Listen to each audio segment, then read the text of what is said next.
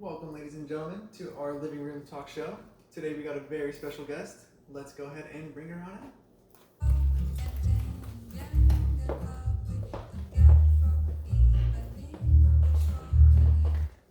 So we got a few questions for you. Is that all right? Yeah, of course. All right. So first and foremost, go ahead and tell us your name and, if any background you have in theater. All right, so I'm Angelina McClung, and I've been in many melodramas at Roseville Theater Arts Academy, which is in downtown Roseville. And actually, I was in my first play when I was only 3 years old. I know, pretty young, I know. But you know, I didn't have that many lines. Yeah. Because I was only three. But you know, I think that really ignited my passion for theater. All right, yeah. And after that, I was in a variety of roles over there too, with different characters ranging from an old lady who's hard of hearing to a lumberjack chef to a Navy general. It's really wide. Yeah. Really wide variety.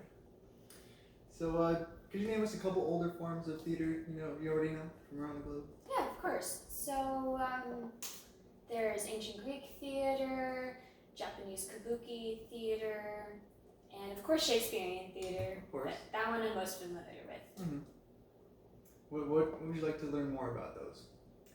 Well, for the ancient Greeks, I think it would be interesting to know how they performed their plays. You know, what did the chorus do? And then for Japanese theater, I'd really like to learn more about their puppet theater. I'm pretty interested in that.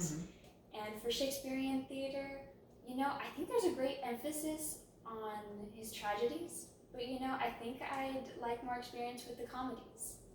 You know, it's important in life to have fun, and I think those comedies would allow that. Always gotta love the comedies. Yeah. Yeah. So how do you think theater as you know it today has emerged from ancient ceremonies and rituals? Well, those who performed those ceremonies and rituals, emphasis on the performed, I think that would allow people to think, oh, well, you know, we're performing this. So why don't we think of something else that's more entertaining? And then that caused plays, you know, to happen. And even back then with the ceremonies and rituals, they didn't have watches, but I can just still imagine people looking at the time.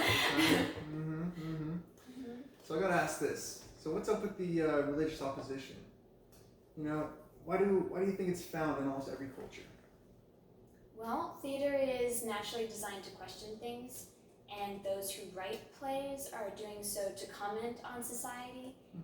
And you know, once those plays are performed, those ideas would spread. And the church probably wouldn't like that very much, those new ideas, so no, not allowed to perform anymore. All right, I got a last question here for you. Yeah. Since the study of theater history is question-based, what are some of those questions historians ask about playing space, audiences, and performers? All right, starting off with playing space, most historians would probably think, well, where is the play going to be located? Is it in a park, in a warehouse, on a stage, inside or outside?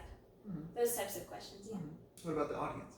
For audiences, where is the location of the audience compared to the actors? Are they sitting in the round, so surrounding the actors, watching them, or is it more of a picture frame layout, as in the audience is sitting straight in front of the actors and watching it like it's a TV? All right. What about the performers? For the performers, most questions would be, oh, well, the costumes that they're wearing, or are they wearing any masks? Can you see their faces, their facial expressions, how they're performing? Can you figure out what character the actor is just based on how they're acting? Or is it a combination of the scenery plus their costumes that add that emphasis? Yeah, I gotta get that immersion in there for the audiences. Yeah. Well, I think that's about all our questions. Okay. Yeah. Well, thank you so much for having me. Of course. Thanks for joining us. Yeah. All right.